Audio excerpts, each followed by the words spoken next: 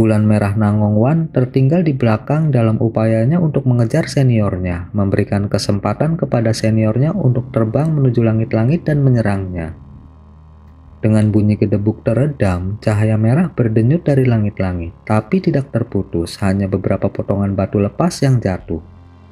Wanita es itu tercengang. Sebelum dia menyadari apa yang terjadi, atap berkilauan dengan cahaya dan segerombolan kumbang hitam, emas, dan perak muncul.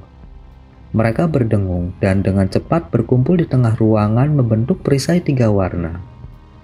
Dalam keterkejutan wanita sedingin es itu, dia melambaikan tangannya tanpa berpikir lebih jauh, memanggil jimat perak di antara jari-jarinya. Ketika Nangongwan melihat itu, dia secara alami tahu apa yang akan dilakukan oleh seniornya. Ekspresinya segera tenggelam dan dia menampar kantong penyimpanannya. Sebuah bendera merah kecil muncul di tangannya dan dia segera melemparkannya ke tanah. Wanita sedingin es itu melambaikan tangannya dan mengaktifkan jimat di tangannya. Jimat yang diselimuti cahaya kuning itu terbang dari tangannya dan melesat ke langit-langit seperti bintang jatuh. Cahaya kuning menembus perisai besar dengan mudah dan langsung terbang menuju langit-langit aula. Tetapi pada saat yang sama, Nangongwan telah selesai mengucapkan mantra dan mengaktifkan batasan tersembunyi di kediaman guanya. Seluruh aula mulai bersinar dengan cahaya merah, mengelilingi semua permukaan dalam penghalang cahaya yang menyilaukan, termasuk langit-langit. Cahaya kuning seperti bintang jatuh itu segera berhenti bergerak begitu menabrak penghalang cahaya, seolah-olah disegel ke atasnya. Kakak bela diri Nangongwan tercengang dengan perubahan mendadak ini, tetapi sebagai seorang kultivator yang sangat berpengalaman, dia segera menyadari batasan apa itu. Dia segera menjentikan jarinya dengan ekspresi cemberut, meluncurkan tebasan pedang putih dingin menusuk tulang dari tangannya. Itu berputar sekali di sekitar jimat yang diselimuti, dan dengan cepat menyebarkan cahaya merah yang memenjarakannya. Wanita dingin itu senang dengan hasilnya. Dalam kilatan cahaya kuning, dia segera terbang menuju langit-langit melalui lubang cahaya merah yang tersebar. Tapi begitu dia tiba di tengah jalan, cahaya ungu tiba-tiba melintas di depannya. Sesuatu tiba-tiba menyelimutinya, dan dengan paksa menyeretnya menjauh dari langit-langit aula. Dengan tawa ringan, siluet putih muncul secara kabur, memperlihatkan seorang wanita muda berpakaian putih. Silver Moon tiba-tiba muncul dari langit-langit dan menggenggam benang ungu transparan di tangannya. Ujung benang ungu yang lain mengarah langsung ke tubuh wanita yang sedingin es itu. Pada saat itu, kakak bela diri Nangongwan menemukan bahwa tubuhnya diselimuti jaring benang ungu berkilau. Benang itu hampir tidak terlihat oleh mata. Dalam kemarahan wanita es itu, dia menjentikan jarinya tanpa berpikir lebih jauh, menembakkan lebih dari 10 garis pedang ki hitam putih. Segera setelah itu, dia melanjutkan dengan menyemburkan api hijau pekat dari mulutnya ke jaring ungu. Cahaya ungu berkembang dari jaring. Tetapi terlepas dari apakah itu api hijau atau pedang hitam putih ki, mereka tidak mampu melukai benang ungu sedikit pun. Wanita sedingin es itu menjadi benar-benar bingung dengan pemandangan itu. Tepat ketika dia memutuskan untuk mengkonsumsi sejumlah besar vitalitas untuk menggunakan teknik rahasia, Silver Moon tersenyum dan menarik benang ungu, mengucapkan kata menahan. Jaring yang semula longgar segera mengencang dan membelenggu wanita sedingin es itu, benar-benar mencegahnya melakukan gerakan sekecil apapun. Wajah wanita itu menjadi merah darah. Sejak dia memadatkan jiwa baru lahir, dia selalu dihormati dengan hormat. Dia tidak pernah terjebak dalam situasi seperti ini, terutama sejak dia memasuki pertengahan tahap jiwa baru lahir. Dengan kemarahan yang memalukan, kilatan dingin muncul di matanya saat seluruh tubuhnya bersinar indah dengan cahaya. Dalam sekejap, cahaya itu dengan keras melonjak 2 kali lipat ukurannya dan mulai samar-samar mengandung semburat merah samar. Ketika Silver Moon melihat itu, senyumnya menghilang dan dia tahu segalanya tidak akan berakhir dengan baik. Tapi saat dia memerintahkan awan renda ungu untuk melepaskan semua api sejati matahari gioknya, Nangongwan mengiriminya transmisi suara. "Jangan ganggu dia, serahkan dia padaku." Begitu dia mengatakan itu, bulan merahnya terbang dari bawah dan menyelimuti wanita sedingin es di dalamnya. Bulan buru-buru berputar dan segera mulai beriak, memenuhi aula dengan siluet dirinya sendiri. Saat Hani menatap bulan yang berputar-putar dari bawah, dia terkejut menemukan pikirannya benar-benar terguncang dan fokusnya rusak. Tidak heran mengapa wanita sedingin es itu sangat takut terhadap cahaya inkarnasi surgawi Nangongwan. Setelah bulan berputar selama waktu yang dibutuhkan untuk menghabiskan secangkir teh, Nangongwan akhirnya berhenti. Wajahnya pucat karena kelelahan. Kemudian dengan lambaian tangannya, bulan vermilion tersebar menjadi cahaya bintang dengan ledakan ringan. Kakak bela dirinya muncul kembali dari dalamnya. Saat dia melayang di udara, masih tertahan oleh awan renda ungu. Namun, ki spiritual di tubuhnya menjadi sangat tenang, dan dia tetap tidak sadarkan diri dengan senyum aneh di wajahnya. Apa ini? Hani dengan bingung berkata. Dengan sedikit warna kembali ke wajahnya, Nangongwan tersenyum. Mereka yang terperangkap oleh cahaya inkarnasi surgawiku tidak akan dapat melarikan diri. Bahkan jika mereka memanifestasikan jiwa baru lahir mereka. Teknik ini juga memiliki efek sihir yang sangat kuat. Pikiran seniorku telah hilang ke cahaya surgawi untuk sementara waktu. Dengan cara ini, kita bisa menyelamatkannya. Hani menggosok hidungnya dan berkata tanpa daya. Tidak mengherankan jika kakak senior Anda sangat takut akan hal itu. Itu mampu mencegah bahkan jiwa yang baru lahir untuk bermanifestasi. Namun, tidak perlu melalui metode merepotkan seperti itu jika kita tidak perlu membuatnya tetap hidup. Metode mematikan akan jauh lebih mudah. Nangongwan menghela nafas dan memaksakan sebuah senyuman. Membunuh kakak bela diriku tidak dapat diterima. Karena saya berencana untuk mengikuti Anda, Sekte Bulan Bertopeng akan mengalami pukulan pada kekuatannya. Jika kita membunuhnya juga, sekte akan menjadi lumpuh. Tetua Agung Sekte Bulan Bertopeng yang lalu telah memperlakukan saya dengan baik. Meskipun saya tidak dapat mengorbankan diri saya untuk sekte, saya tidak dapat membuat diri saya menghancurkannya. Hani tersenyum masam dan berkata, tapi seniormu pasti tidak memperlakukanmu dengan lembut saat dia menyerangmu dan membatasimu. Itu tidak masalah, karena saya telah menyelamatkan hidupnya. Saya dapat melunasi hutang budi saya kepada ketua sekte sebelumnya. Saya tidak akan merasa tidak nyaman nanti ketika saya pergi dengan Anda. Namun, pertempuran terakhir benar-benar berbahaya. Saya benar-benar tidak tahu bahwa senior saya memiliki artefak iblis yang menantang surga seperti pedang iblis darah. Itu hampir mengarah pada hasil yang menghancurkan. Seandainya saya mengetahui hal ini sebelumnya, Nangongwan berkedip cerah dan dia memasang ekspresi minta maaf. Namun, Hani hanya tersenyum dan tidak menunjukkan kekhawatiran sedikit pun. Bukan apa-apa, bukankah pedang iblis darah tidak mampu melukaiku? Bagaimanapun, ayo cepat dapatkan medali pembatasan dan pergi. Nangongwan mengangguk sebagai jawaban. Silvermoon dengan patuh menjabat tangannya untuk mengurai awan renda ungu dari wanita es itu. Nangongwan mengambil beberapa langkah ke depan, dan dengan belak-belakan mengetuk beberapa tempat di tubuh kakak bela dirinya, menempatkan beberapa batasan di atasnya. Dia kemudian meraih kantong penyimpanan hijau tua di pinggangnya, dan dengan lembut membukanya. Kemudian dalam kilatan cahaya terang, setumpuk barang muncul di lantai. Ketika Hani melihat ini, dia dengan penasaran berjalan mendekat. Medali pembatasan jantung cukup mudah ditemukan. Nangongwan dengan cepat mengambilnya ke tangannya sambil tersenyum. Adapun Hanli, dia dengan cepat menyapu pandangannya melewati tumpukan dan tiba-tiba memberi isyarat. Sebuah cincin kecil yang indah terbang ke tangannya. Itu benar-benar gelap dan tanpa cahaya. Hani mengerutkan kening dan membawa benda itu ke matanya dan mulai memeriksanya. Nangongwan dengan heran berkata, "Apa yang kamu lakukan dengan itu? Sepertinya hanya alat sihir biasa." Hani terkekeh dan tiba-tiba menampar kantong penyimpanannya memanggil kotak giok ke tangannya.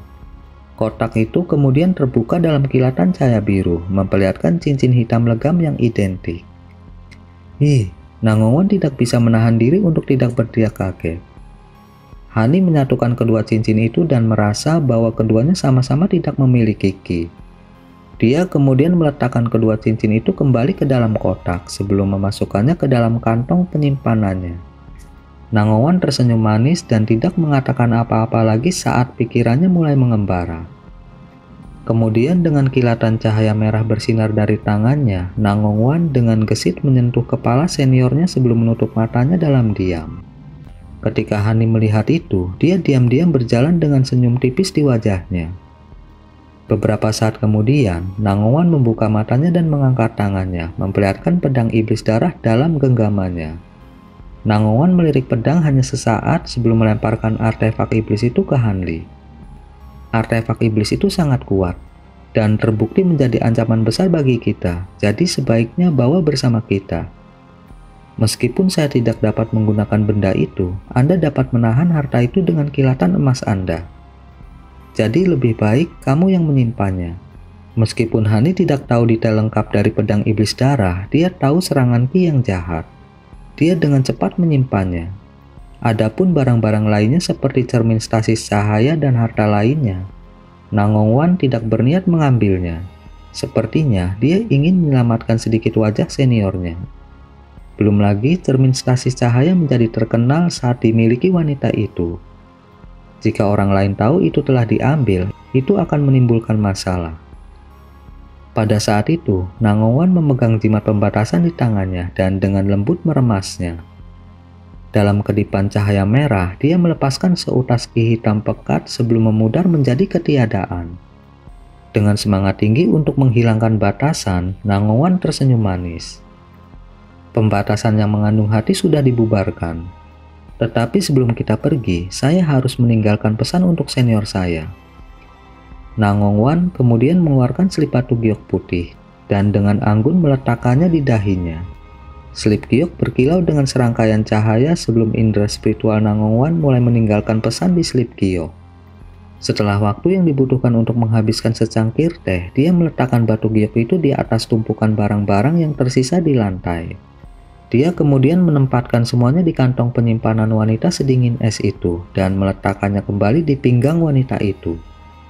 Nangongwan tersenyum pada Hani dengan sedikit rasa malu. Ayo pergi. Seniorku masih di bawah pengaruh cahaya inkarnasi surgawi. Butuh lebih dari sehari baginya untuk membebaskan diri. Ketika Hani melihat ekspresi lembut Nangongwan, hatinya mulai bergerak.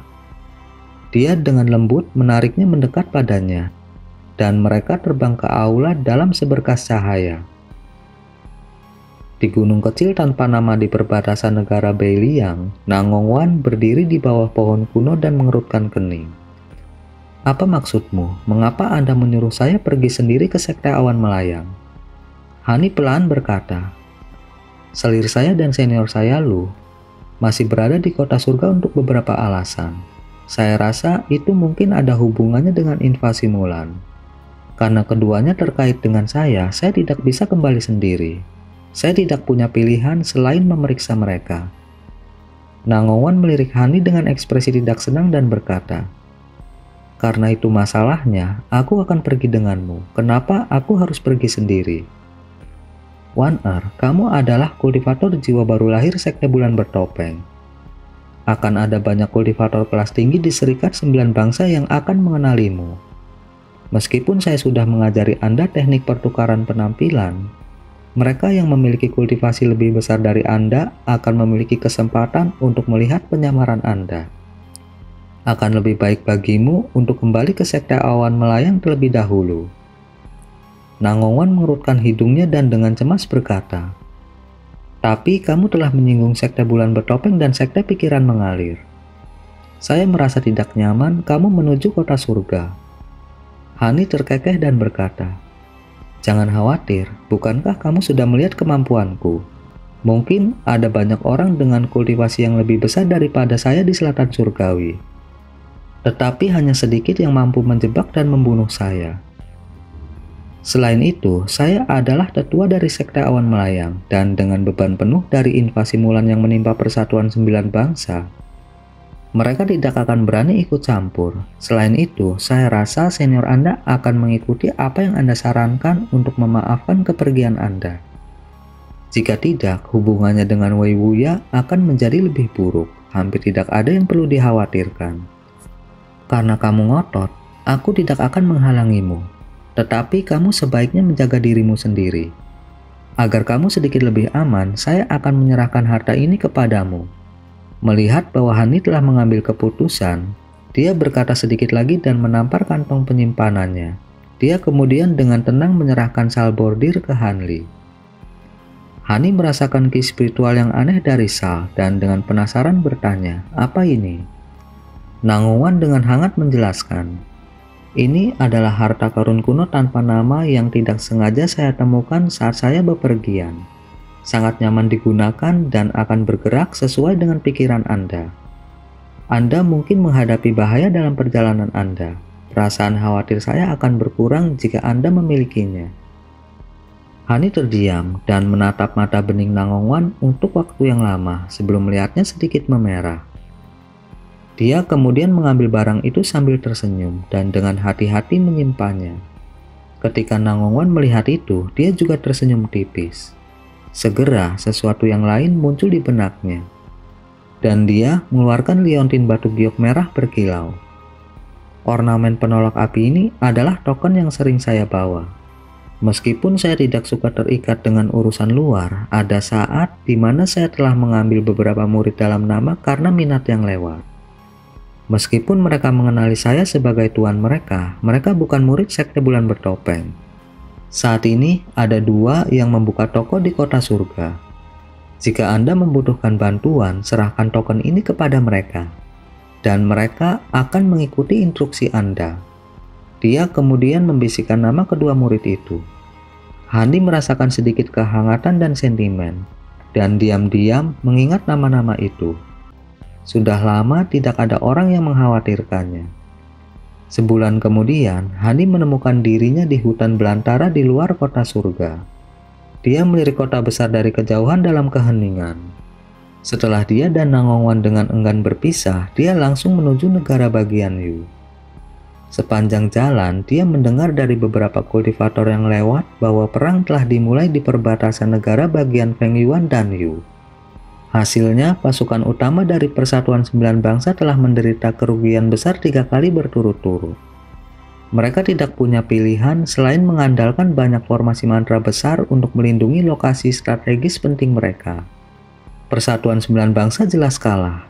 Ketika Hani mendengar ini, dia mengerutkan kening, tetapi sangat disayangkan bahwa tidak ada yang tahu detail spesifiknya. Apalagi alasan kekalahan yang begitu besar. Dia hanya bisa melanjutkan perjalanannya. Setelah dia memasuki negara bagian Yu, dia berhasil memperoleh berita yang lebih detail. Prajurit mantra Mulan tampaknya telah menemukan beberapa binatang buas besar. Persatuan 9 Bangsa tidak siap dengan serangan itu, yang mengakibatkan kerugian berulang mereka. Ini sangat mengejutkan Hanli, dan dia bergegas menuju kota surga. Meskipun kota surga telah menghapus batasan penerbangan mereka telah mengaktifkan sebagian besar batasan untuk formasi pemadaman cahaya lebih besar. Fluktuasi aneh yang hampir tak terlihat memenuhi udara. Tampaknya para kultivator di kota sudah bersiap untuk perang. Setelah meliriknya, Hani dengan tenang terbang ke gerbang depan kota. Ada 8 kultivator yang menjaga gerbang. Terlepas dari tetua formasi inti, sisanya adalah kultivator pembangunan fondasi. Ketika mereka melihat Hani mendekati mereka, kultivator formasi inti berpikir untuk menginterogasinya. Tapi setelah indera spiritualnya melewati Hanli, dia sangat terkejut. Setelah cahaya di sekitar sosok Hanli memudar, pria tua itu dengan hormat memberi hormat. "Selamat datang senior, sudahkah Anda datang untuk berpartisipasi dalam pertemuan perjanjian? Bolehkah saya meminta nama Anda yang terhormat? Saya khawatir saya harus mendaftarkan nama Anda sesuai dengan aturan." Pikiran Hani bergerak dan tanpa ekspresi bertanya, "Perjanjian pertemuan, rapat apa?" Setelah beberapa saat terkejut, lelaki tua itu bertanya, "Senior tidak ada di sini untuk berpartisipasi dalam pertemuan perjanjian. Mungkinkah senior adalah seorang kultivator gelandangan?" "Tidak, saya seorang kultivator dari aliansi Jalan Surgawi." Orang tua itu dengan hati-hati menjelaskan, "Karena serangan yang sombong dari Mulan, Persatuan 9 Bangsa kita mengalami kesulitan untuk memblokir mereka. Dengan demikian telah ada pertemuan perjanjian yang diadakan dengan kekuatan lain. Karena senior adalah seorang kultivator dari aliansi Jalan Surgawi, Selama Anda menyebutkan nama dan sekte Anda dapat memasuki kota. Mata Hanli berkedip dan dia berkata, "Aku Hanli dari sekte Awan Melayang." Dia dalam hati merengut. Ternyata perjalanan ini tidak akan sesederhana yang dia bayangkan. Orang tua itu tidak memiliki niat sedikit pun untuk memeriksa nama Hanli, dan dia buru-buru berdiri di samping dan membiarkan Hanli masuk ke kota. Hanli menganggukkan kepalanya dan dia dengan tenang memasuki kota. Ada jauh lebih sedikit kultivator di jalan-jalan kota surga dibandingkan dengan saat pameran dagang berlangsung. Selanjutnya, mereka semua memasang ekspresi khawatir. Tampaknya berita tentang kekalahan perang telah sampai ke telinga mereka. Hanli langsung terbang menuju kediaman sebelumnya. Jika Mupailing dan senior Lu masih belum meninggalkan kota, mereka seharusnya ada di sana.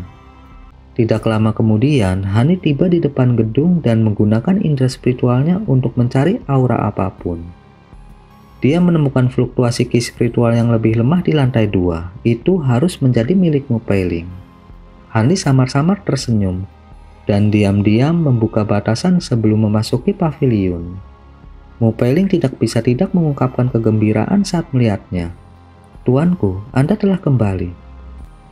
Hanli menghela nafas dan berkata tanpa daya, "Mengapa kamu dan senior Lu belum pergi seperti yang kita diskusikan?" "Aku mungkin belum kembali." Dia kemudian melirik Mupailing dan tersenyum. "Tapi saya tidak berpikir bahwa Anda benar-benar akan menembus kemacetan Anda begitu cepat. Selamat telah memasuki tahap pertengahan pembangunan fondasi.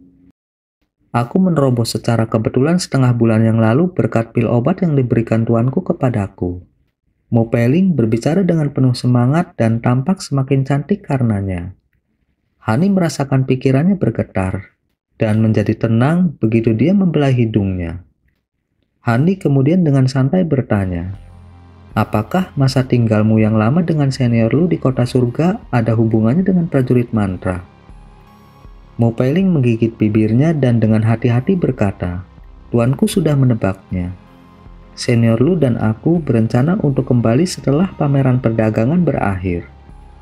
Tetapi siapa yang mengira bahwa berita tentang invasi prajurit mantra telah menyebar sebelum pameran perdagangan berakhir?" Sebagai kultivator jiwa baru lahir aliansi Jalan Surgawi, dia tidak punya pilihan selain tetap tinggal dan menegosiasikan rencana dengan kekuatan lain. Saya juga tetap tinggal sebagai hasilnya. Kalau begitu, aku tidak bisa menyalahkanmu. Tapi di mana senior Lu? Hanli tiba-tiba memasang ekspresi aneh ketika dia menyela dirinya sendiri. Mupailing dikejutkan oleh pemberhentian mendadak ini. Sebelum dia menyadari apa yang dimaksudkan Hanli, dia tiba-tiba mendengar suara seorang pemuda dari luar gedung. "Rekan Daoismu, apakah kamu di sana? Saya Bai Sujun. Saya ingin mendiskusikan sesuatu dengan Anda." Setelah Hanli menyapu indera spiritualnya melewatinya, dia menemukan seorang pemuda formasi inti dengan penampilan ilmiah yang berdiri di luar batasan gedung. Hanli dengan termenung bertanya, "Siapa itu? Sepertinya Anda sudah berteman." Begitu Mupailing mendengar suara pria itu, wajahnya langsung memucat. Dia buru-buru menjelaskan, "Tuan, tolong jangan salah paham. Orang itu adalah murid dari tetua sekte puncak surga. Kami tidak sengaja bertemu beberapa hari yang lalu, dan dia telah mengganggu saya tanpa henti sejak itu. Saya sudah mengatakan bahwa saya adalah selir Anda, tetapi orang itu terus mengganggu saya sejak itu. Aku akan mengusirnya sekarang." Hanli mengangkat alisnya dan bertanya, "Jadi seperti itu. Apakah senior Lu mengetahui hal ini?"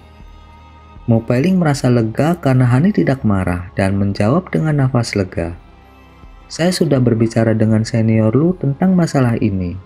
Tetapi senior Lu sepertinya mengenali tetua sekte puncak surga ini. Dia bahkan tampak agak takut padanya.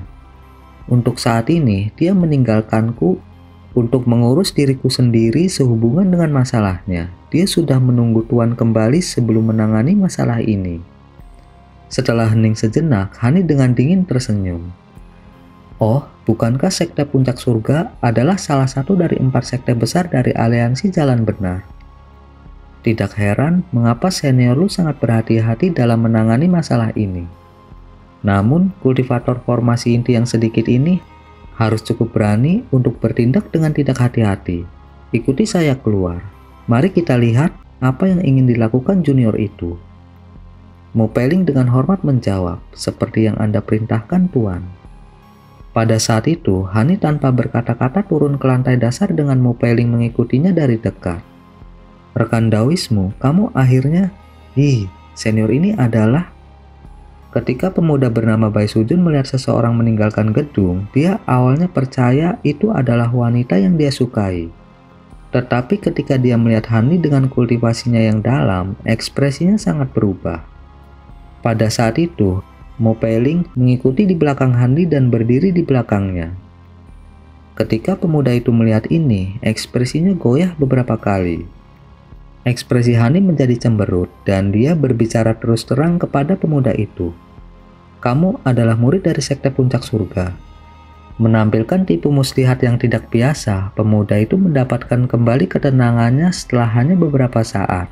Bahkan ketika dia menghadapi seorang kultivator jiwa baru lahir seperti Hanli. Dia kemudian berbicara dengan nada sopan. Itu benar. Junior ini adalah murid dari tetua sekte puncak surga Lu. Mungkinkah Anda senior Han? Bicara, apa niat Anda datang ke sini? Mengapa Anda mengganggu selir saya tanpa akhir? Anda pasti memiliki tujuan lain dalam melakukan tugas tanpa otak seperti itu. Nada keras Hani telah menyebabkan sedikit keheranan muncul dari wajah Mo Peiling.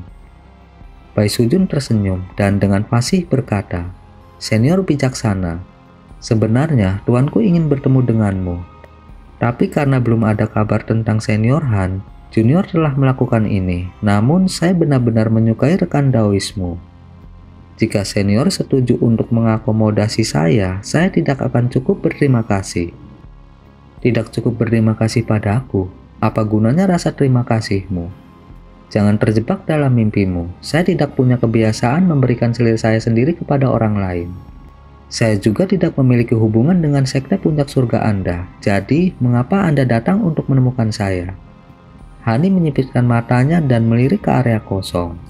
Setelah menyipitkan matanya, dia memasang senyum aneh dan tiba-tiba melepaskan tekanan spiritual yang menakjubkan dari tubuhnya. Bai Sujun mundur beberapa langkah dengan ekspresi sangat khawatir. Menahan tekanan dari apa yang tampak seperti gunung besar, kakinya terlipat dan dia jatuh setengah berlutut. Dia buru-buru berusaha melawan, tetapi setelah tubuhnya bergetar beberapa kali, lututnya masih tetap goyah. Saat dia berlutut, siluet putih tiba-tiba muncul di depan Bai Sujun. Dia dengan lembut menepuk bahu Bai Sujun dan tiba-tiba membebaskannya dari tekanan, memungkinkan dia untuk berdiri sekali lagi. Siluet putih adalah pria tua berjubah putih dengan rambut abu-abu muda dan wajah ramah. Saat Hani memeriksanya, pria tua itu tersenyum padanya dan berkata, Rekan Taois Han, tolong jangan marah. Murid saya telah melakukan ini atas perintah saya. Jika tidak, bagaimana saya bisa bertemu dengan Anda? Ketika Hani melihat lelaki tua itu, tekanan yang keluar dari tubuhnya menghilang dan ekspresinya menjadi tenang sekali lagi. Seolah-olah itu tidak pernah terjadi. Siapa dirimu yang terhormat? Dan mengapa Anda ingin melihat saya? Jika saya ingat dengan benar, ini akan menjadi pertama kalinya saya melakukan kontak dengan Anda dan sekte Anda. Hehe, orang tua ini bernama Lu Weiying dan merupakan sesepuh dari sekte puncak surga. Adapun mengapa saya ingin melihat Anda, ini bukan tempat yang nyaman untuk membicarakannya. Jika rekan Taois ingin tahu alasannya, mari kita bertemu nanti malam. Pada saat itu, rekan Taois pasti akan mengetahui detailnya. Tidak menunjukkan kemarahan sedikit pun, dia melambaikan tangannya dan melemparkan slip batu giok hijau yang sudah dia siapkan untuk Hanli.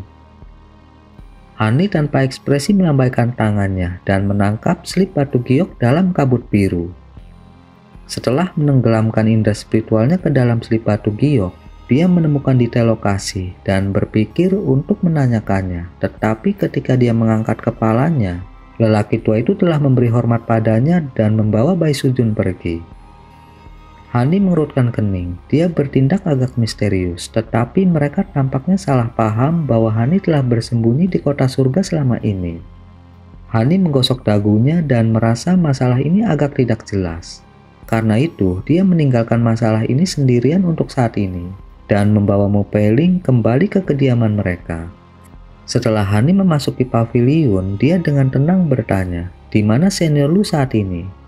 Seolah-olah dia telah melemparkan masalah baru-baru ini ke benaknya. "Saya mendengar bahwa situasi perang sangat buruk dan senior lu pergi untuk membahas tindakan balasan dengan kekuatan lain." Hani tertarik bertanya, "Di mana mereka berdiskusi?" "Itu di aula resmi Kota Surga.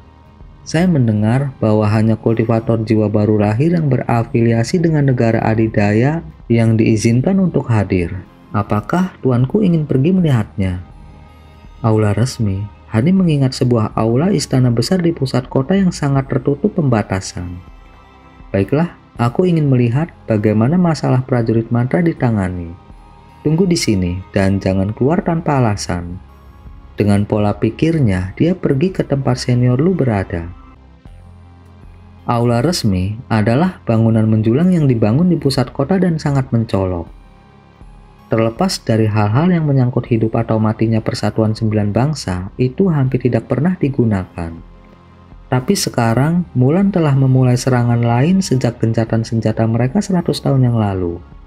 Eselon atas dari Persatuan Sembilan Bangsa tidak menunjukkan keraguan untuk membuka aula ini dan bertemu dengan para kultivator dari kekuatan lain. Lagi pula dengan invasi sombong dari prajurit mantra Mulan, akan sangat sulit bagi Persatuan Sembilan Bangsa untuk bertahan melawan mereka sendirian. Ketika Hani tiba di depan aula resmi, seorang penjaga yang berdiri di depan memperhatikan kultivasi Hanli dan menanyakan namanya sebelum melaporkannya kepada atasannya. Segera Hani diberikan izin dan seorang kultivator dengan hormat membawanya ke dalam aula resmi. Tidak bisa dikatakan banyak kultivator jiwa baru lahir dalam pertemuan itu, hanya lebih dari selusin. Jauh lebih sedikit dari yang dibayangkan Hanli. Namun Hani mengerti, meskipun sejumlah besar kultivator jiwa baru lahir telah berkumpul di Kota Surga, masing-masing dari mereka tidak perlu hadir secara pribadi. Mereka hanya memiliki perwakilan kekuasaan mereka berdiri di tempat mereka. Adapun senior lu, dia saat ini sedang duduk di kursi di sebelah kiri. Dia tersenyum ketika dia melihat Hanli. Dekat duduk di sampingnya adalah anak naga api. Kecuali lelaki tua berjubah kuning itu, Hani menemukan yang lain tidak dikenalnya. Setelah melirik pria tua berjubah kuning itu, dia hanya bisa menghela nafas dalam hati. Orang tua itu adalah leluhur bela diri Linghu dari lembah Mapel Kuning.